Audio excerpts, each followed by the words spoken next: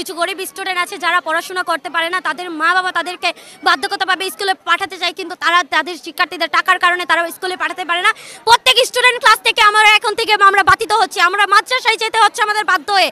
আজ এই অর্থের কারণে কেন আমাদের এত অর্থ বাড়িয়ে দিয়েছে? আমাদের সরকার না বলেছিল 2009 সালে উন্নয়ন ডিজিটাল করবে, তাহলে তারা এখন এরকম করছে কেন? আমাদের টাকাগুলো কি হয়েছে?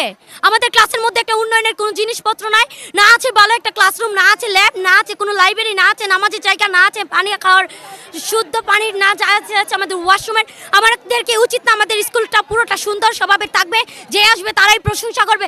কেন আজ নাসির নবী স্কুল এত উন্নয়ন হয়েছে, রেল স্কুল প্রায় উন্নয়ন হচ্ছে, আমাদের স্কুল কেন উন্নয়ন হচ্ছে না? আমাদের এই 5 বছর ধরে যে উন্নয়ন ফ্রি নেওয়া হচ্ছে, উন্নয়ন ফ্রি দিয়ে আমাদের স্কুলের কোনো উন্নয়নই করা হয়নি, তাহলে উন্নয়ন ফ্রি কোথায় যাচ্ছে? এটার জবাব চাই আমাদের। তারপর আমাদের স্কুলে কোনো ভালো শিক্ষক নেই, আমাদের স্কুলের বেতন অনেক বেশি, 300 টাকা। এই 300 টাকা তো আমাদের মতো মধ্যবিত্ত গ্রামের সবার দেওয়া সম্ভব না, প্রায় আমাদের গ্রামের সবাই মধ্যবিত্ত বলতে গেলে, তো আমাদের পক্ষে তো এত টাকা দেওয়া সম্ভব না, তো আমরা এটা কি করে দেব? আর হেড স্যার যে আমাদের থেকে উন্নয়ন ফিটা নিচ্ছে, এই বেতন এত বেশি বেশি নিচ্ছে, পরীক্ষার ফিস এত বেশি, এগুলো নিয়ে উনি কি করছেন তার জবাব চাই। তারপর উনাকে আমরা জিজ্ঞেস করেছিলাম, উনি বলছেন স্কুলের নামে জমি কিনেছেন, তো এই জমিতে আমাদের কি করা হবে? এই জমিতে কি আরেকটা স্কুল তোলা হবে? টিচাররা ক্লাসে এসে বসে থাকে, বলে এর থেকে দেখে লিখতে, আর থেকে দেখে লিখতে। তারেক স্যারের নামে অনেক ধরনের দুর্নীতির অভিযোগ আমরা পেয়েছি। হ্যাঁ, স্টুডেন্টরা প্রতিনিয়ত আমাদেরকে এসে বলতেছেন, এবং আমিও এই অত্র বিদ্যালয়ের একজন সাবেক স্টুডেন্ট ছিলাম। আমরাও এখানে সাফারার।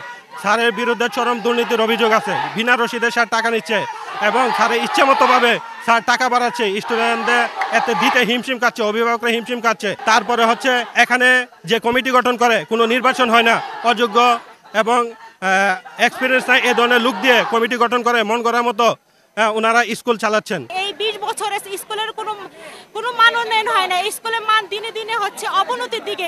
এই স্কুল থেকে যখন শিক্ষার্থীরা বের হয়ে যায়, তারা এখান থেকে গিয়ে কোনো ভালো কলেজে, ভালো ভার্সিটিতে ভর্তি হতে পারে না, কারণ এখানে কোনো ভালো টিচার থাকে না, তো থাকার কোনো পরিবেশ নাই এখানে, না টিচারদের ভালো সুযোগ সুবিধা দেওয়া হয়, না শিক্ষার কোনো পরিবেশ আছে এখানে। সায়েন্সের কোনো ভালো একটা টিচারও না, এটা অবাক করার বিষয়।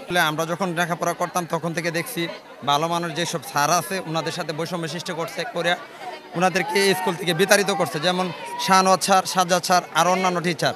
বর্তমানে স্যারে কোনো মানসম্পন্ন টিচার নিয়োগ দেয় না, কারণ মানসম্পন্ন টিচার নিয়োগ দিতে গেলে টাকার দরকার। টাকা 1,30,000 টাকা শুধু মাসিক বেতন আসে ছাত্রছাত্রী থেকে। দেখা গেছে একটা ভালো মানের টিচার রাখলে 15,000 20,000 টাকা বেতন দিতে হবে। স্যারে এটা করবে না, কারণ কি জন্য করবে না? উনি 75,000 টাকা দিয়ে সেটা প্রতি মাসের খরচ চালাই নিতে পারে, বাকি টাকাটা ওনার পকেটে ঢুকে। তবে আমাদের স্কুলে পড়ুয়া শিক্ষার্থীরা প্রায় 2 সপ্তাহ 8 থেকে 10 দিন আগে একটা আবেদন করছে, মানে ওই যে বিভিন্ন ফি কমানোর জন্য। তা আমি এদেরকে বলছি আমি তোমাদের পক্ষে আছি, যদি আমাদের একটা কমিটি আছে বাড়া এবং কমা, এটা কমিটির দায়িত্ব। আমি তোমাদের পক্ষে আছি, আমি যত দ্রুত সম্ভব তোমাদেরকে আমি জানাবো। এবং কমিটিকে জানাইছি, কমিটির এক সদস্য আসছে, আইসা ক্লাস গেছে যে আমরা ইদানিং বসতেছি, বসে একটা সমাধান দিব।